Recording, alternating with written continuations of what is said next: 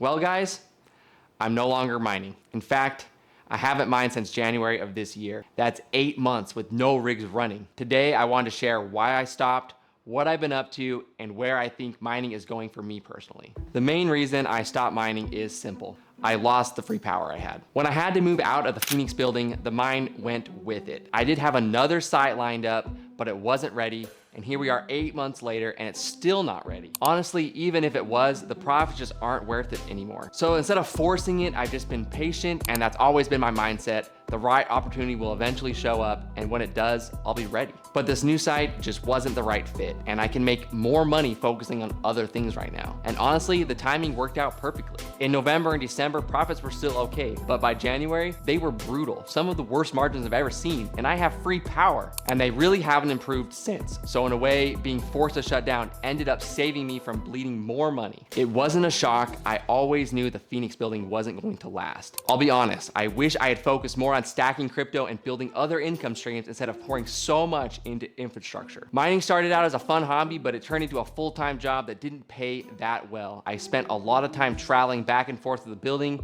and a lot of money trying to make things look nice and run perfectly. If I had just let the miners run and focused less on all the extra build out, I would have stacked more crypto. Don't get me wrong, it was fun to do the projects that I did, but from a financial standpoint, I would have been better off keeping things simple. By the end, I was completely worn out. I still love mining. Building a computer that literally prints money will always be cool to me, but once you've done it over and over again, it gets tedious. And to grow really big, I had to host for other people, which just added stress without enough reward. Stepping away made me realize something. I enjoy mining, but I don't enjoy being a hosting company. Running other people's hardware was just way too much work for not enough return. Since I stopped mining back in January, my first focus was just moving everything out and waiting to see what would happen with the new building. But I couldn't sit around. I had to do something in the meantime. So I pivoted. I started working full-time with the nonprofit, helping people donate their old rigs. On top of that, I've been helping my clients and a lot of other people sell their hardware. That's been huge. I've been moving a ton of gear, and honestly, I'm making way more money than I ever did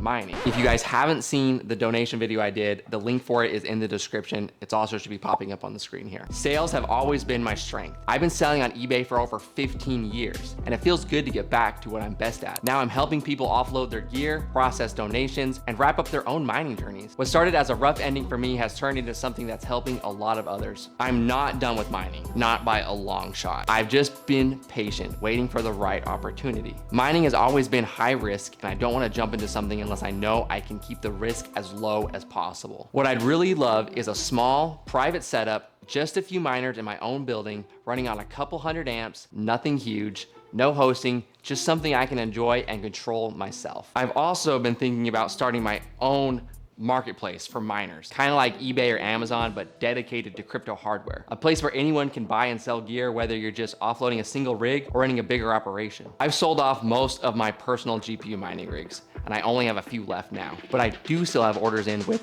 Locotech. I know a lot of people have mixed feelings about them, but I'm still optimistic. I talk with their team all the time, and I'll be one of the very first people to receive one of their products. I'm not here to hype them up. I'll wait until I actually have hardware in my hands. Once I do, I'll be making a ton of videos showing exactly how it performs, and then you can decide for yourself. The plan is simple. Once those Locotechs arrive, I'll love to fire them up in my own building and get my personal setup running again. All right, guys, so I recently came across a building that feels like a great opportunity. It's right here in my hometown, only 5 minutes from my house, and it comes with 800 amps of free power. The building is about 3,000 square feet, and the catch is the rent. It's $5,000 a month. The owner knows the power is free, so that's what they're basing the price on. The way I see it, if I can clear at least $5,000 a month in mining profits, the space is basically free. It would be amazing to have my own little warehouse, but I don't want to just scrape by. I don't want to make $6,000 in profit only to hand over $5,000 in rent. If I do this, I want to build out something solid that can really scale to the size of the building. Right now, I'm weighing my options. Maybe filling it with Locotechs or even building out an AI GPU cluster if I can get fiber there. What do you guys think? Would you jump on a space like this? 800 amps for 5K a month. I'm heavily leaning toward taking it. It's not locked in yet, but it's definitely in the works. The big question is just how to fill it so it pays for itself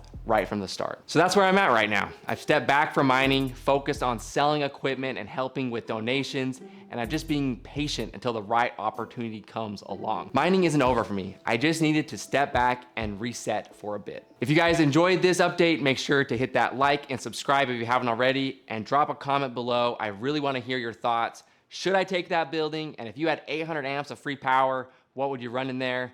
Thanks for watching, guys. I'll see you in the next one.